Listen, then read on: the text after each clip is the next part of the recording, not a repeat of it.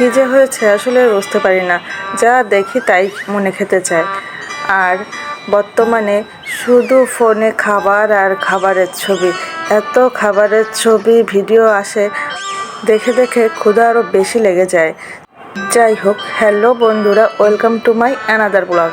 আজকে তোমাদের জন্য কিসের রেসিপি নিয়ে এলাম জানতে হলে সম্পূর্ণ ভিডিও দেখতে হবে, কিন্তু অবশ্যই আশা করব তোমরা পাশে থাকবে। এই দেখো, আলু কুচি করে নিয়েছি আর সঙ্গে গাজর কুচি করে নেব। আসলে ঘরে মাত্র এই দুটা সবজি ছিল, তাই এই দুটাকেই কুচি করছি। অন্য কিছু থাকলে সঙ্গে তাকেও কুচি করে দিতাম।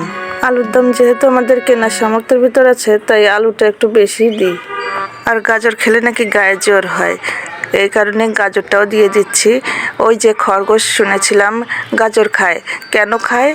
গাজরে গায়ে জ্বর হয়, সেই জন্য গাজরটাও এর ভিতর দিয়ে দিলাম। দেখো কত সুন্দর ঝুরঝুর করে কুচিয়ে নিয়েছি। এবার এটাকে বেশ ভালোভাবে ধুয়ে মুছে নেব। সঙ্গে একটু পেঁয়াজ কুচি আর ধনেপাতা কুচি দিয়ে দিয়েছি। বাসায় ছিল তাই, আর যদি না থাকতো তাহলে দিতাম না।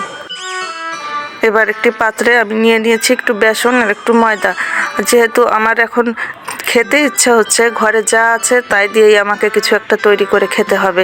এর ভিতর একটু আদা বাটা আর একটু জিরা বাটা দিয়ে দিয়েছি। এই জিরা বাটাটা কিন্তু আমি একদম ফিনিশ করিনি, যা করেছি তা হলো নিফিস। আর এবার আমি একটু ঝালের গুঁড়া আর একটু হলুদের গুঁড়া আর লবণের গুঁড়া, ধনের গুঁড়া, যাই হোক যা যা ঘরে ছিল সব কিছুই দিয়ে দিয়েছি। এবার এর ভিতর একটু জল দিয়ে দিলাম, যাতে এটাকে একটু বেশ গাঢ় গাঢ় করে গুলতে পারি। আবার বেশি পাতলা করতে যাবেন না, বেশি পাতলা করলে কিন্তু আমরা যে চপ তৈরি করব এটা হবে না, ঝুরঝুর করে পড়ে যাবে। কারণ আমি তো তৈরি করব সেই গাজর আর আলু দিয়ে চপ, ওইগুলো তো ঝুরঝুর করে পড়ে যাবে। তার জন্য একটু গাঢ় গাঢ় করে গুলে নিতে হবে। এই যে আমি এখন খুব ভালোভাবে গুলে নিচ্ছি। এর ভিতর আবার মনে পড়ে গেল কর্নফ্লাওয়ার দিলে ফুলে ফুলে উঠবে, তার জন্য আবার একটু কর্নফ্লাওয়ার দিয়ে দিলাম। কি আর বলবো, বললাম না যা দেখছি তাই খেতে ইচ্ছে হচ্ছে। এখন খেতে ইচ্ছে হচ্ছে বেগুনি, তার জন্য আবার একটু বেগুনও কেটে নিয়েছি। এই বেসনটা দিয়েছি যেহেতু, এটা দিয়েই আমি বেগুনিও তৈরি করে নিতে পারবো। কি হবে, একই রকম স্বাদ হবে মনে হয়, তাতে কোনো সমস্যা নাই, খেতে পারলে হচ্ছে। এই দেখো, আমি গোল গোল করে বেগুন কেটে রেখেছি। এই যে এখন আমি এটা মুচমুচে করে ভাজি করে খেয়ে নিব।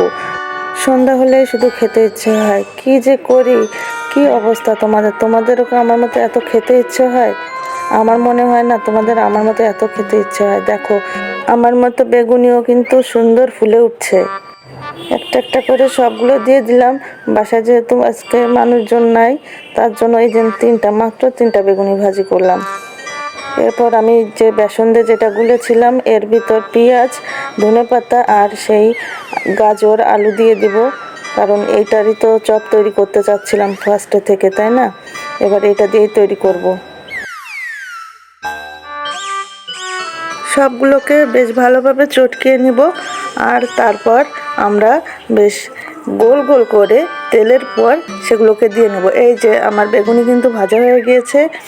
আর দেখো কত সুন্দর বেগুনিগুলো হয়েছে, একদম দোকানের মতন হয়েছে, কিন্তু ফ্লেভারটাও দোকানের মতন আসছে। এবার গরম তেলে আমার এই সেই চপগুলো আমি ভেজে নেব। আর শুধু তো আমার খাওয়ার চিন্তা মাথায়, কখন হবে কখন খাবো, এইটাই আমার মাথার ভিতর ঘুরছে। আমি খুব দ্রুত করার চেষ্টা করেছি, যেহেতু আমার পেটের ভিতর শসা ডাকছে।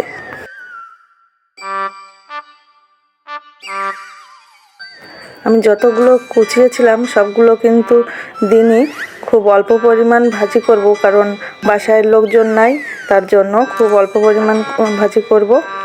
আর বাকিটা আমি ফ্রিজে রেখে দিয়েছি। দেখো, লাল লাল করে ভেজে নিয়েছি, লাল না, ব্রাউন কালারটাও এখানে ঠিকঠাক আসছে।